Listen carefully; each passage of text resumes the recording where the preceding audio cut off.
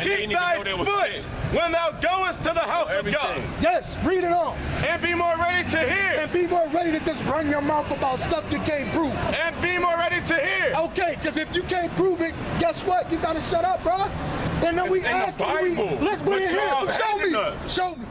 Show me. Show me about what, Bill? Show me. Show me. Whatever you just talking about. If you know about the Bible, why I got to show you if you know? Show me, brother.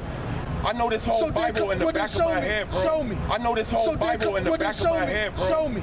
I know this whole Bible in the back of my head, bro. Man, sit your ass down.